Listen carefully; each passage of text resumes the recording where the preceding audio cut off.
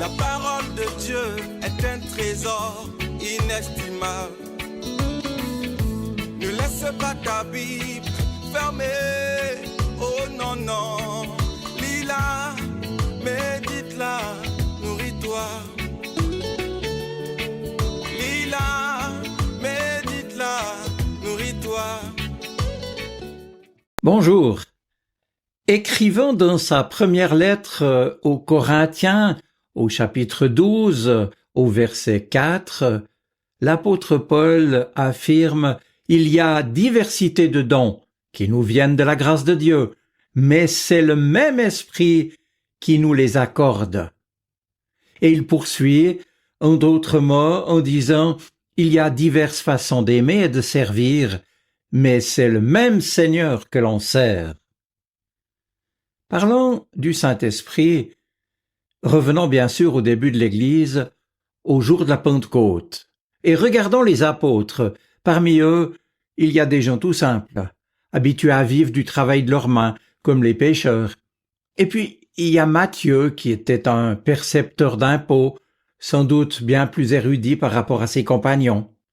Il y a diverses provenances et divers contextes sociaux, des non-juifs et des non-grecs, des caractères doux et d'autres fougueux, des façons de voir et des sensibilités différentes. Bref, ils étaient tous différents et Jésus ne les avait pas changés de ce point de vue-là. Il ne les avait pas uniformisés en faisant des robots tous semblables. Non, il avait laissé leur diversité et maintenant il les unit en leur donnant son Saint-Esprit. Ainsi, à la Pentecôte, les apôtres comprennent la force unificatrice de l'Esprit.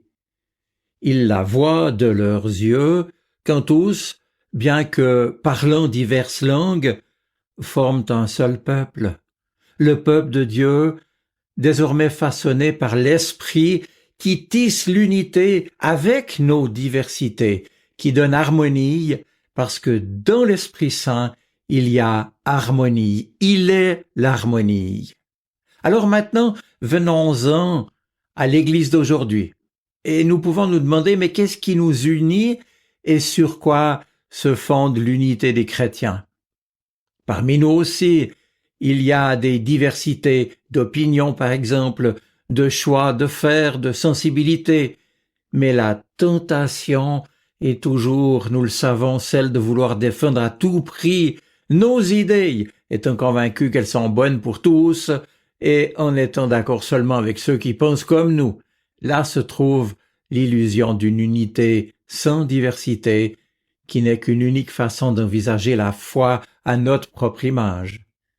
Mais il y a bien plus, puisque notre unité, c'est l'Esprit Saint lui-même. Je l'ai dit, il nous rappelle que nous sommes avant tout enfants aimés de Dieu, tous égaux.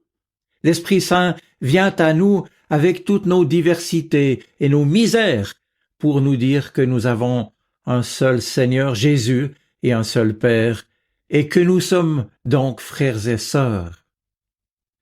Alors, mes amis, envisageons notre vie chrétienne à partir de cette unique réalité, et regardons l'Église comme le fait l'Esprit Saint lui-même, et non pas à la manière du monde, qui bien sûr la voit en nous cataloguant selon nos façons parfois divergentes de penser et d'agir.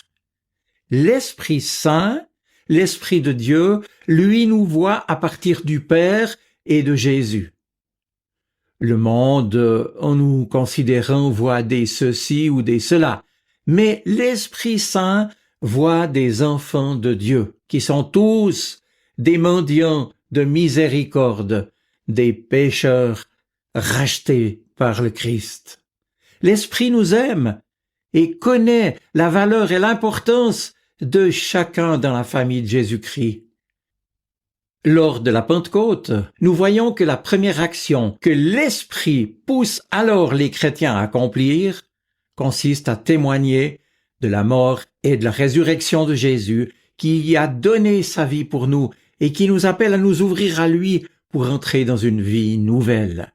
Et en cela, le Saint-Esprit veut encore aujourd'hui, c'est ma conviction, nous ouvrir, nous relancer, nous pousser au-delà du déjà dit et du déjà fait.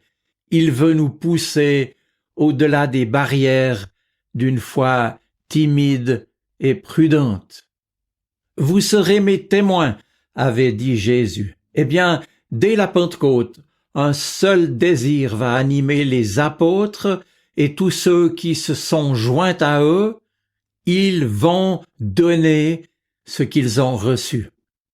Et c'est ce que l'apôtre Jean d'ailleurs dira dans sa première lettre, je cite, « Ce que nous avons vu et entendu, nous vous l'annonçons à vous aussi. Nous le partageons avec vous, nous vous le donnons.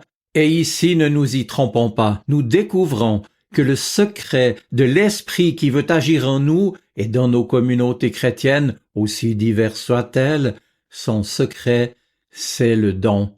Parce que l'Esprit Saint est don. Il vit en se donnant lui-même et de cette façon, il nous maintient ensemble en nous faisant participants de ce même don. Dieu est amour. Dieu est don. Il ne se comporte pas en prenant, mais en donnant. Si nous avons dans le cœur l'Esprit de Dieu qui est don, alors tout peut changer. Ce que nous recevons de lui est don gratuit et immérité.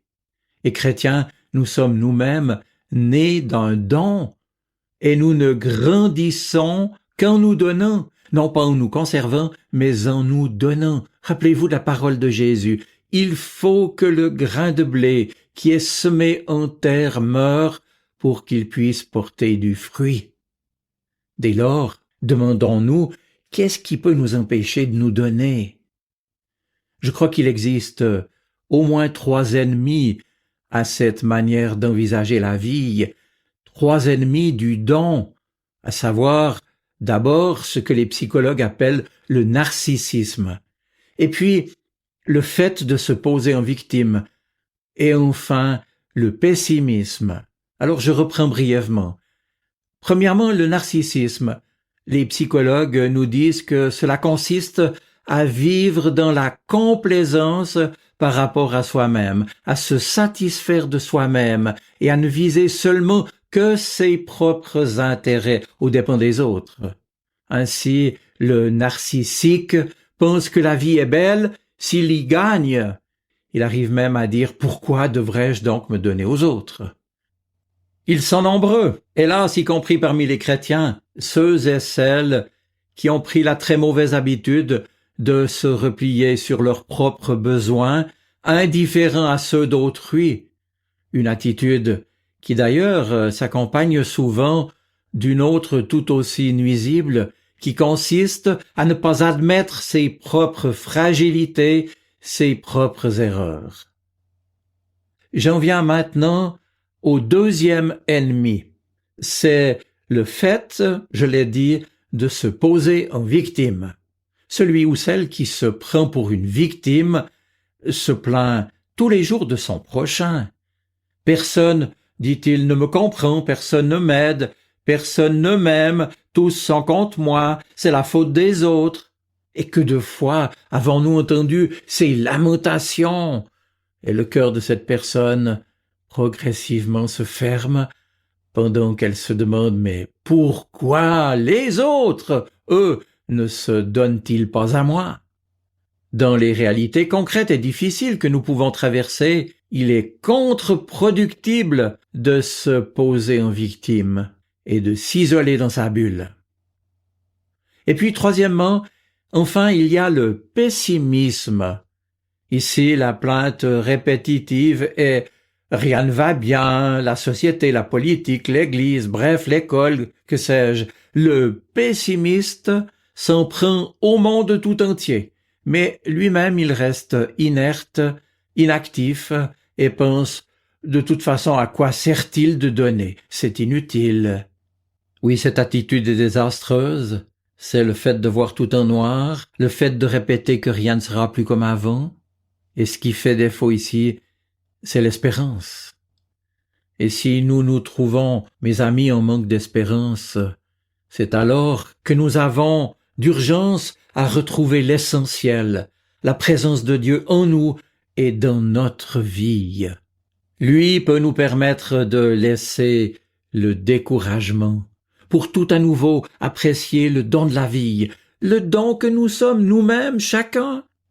Oui, c'est bien aussi pour cela que nous avons besoin de l'Esprit Saint, le don de Dieu, qui nous guérit du narcissisme, du fait de se poser en victime et du pessimisme. Lui, l'Esprit Saint, qui veut nous guérir de nos découragements, de nos lamentations et de nos obscurités. Mes amis, en nous souvenant de la Pentecôte, demandons à l'Esprit Saint qu'il ravive en nous le bonheur à vivre des dons que Dieu nous renouvelle jour après jour dans son amour fidèle pour chacun de nous. Demandons-lui qu'il nous libère de la paralysie de l'égoïsme et allume en nous le désir d'aimer et de servir, de faire du bien là où Dieu nous a placés. Oh oui, Saint-Esprit de Dieu, présence de Dieu en nous, toi qui es harmonie, toi qui te donnes toujours, accorde-nous le courage de sortir de nous-mêmes, d'aimer et de nous réjouir par ta présence, d'être unis à Jésus-Christ, le chemin, la vérité et la vie. Je vous souhaite une bonne semaine. Soyez bénis. Amen.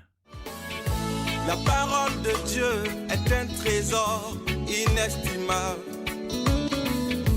Ne laisse pas ta Bible fermée. Oh non, non. Lis-la, médite-la, nourris-toi. Lis-la, médite-la, nourris-toi.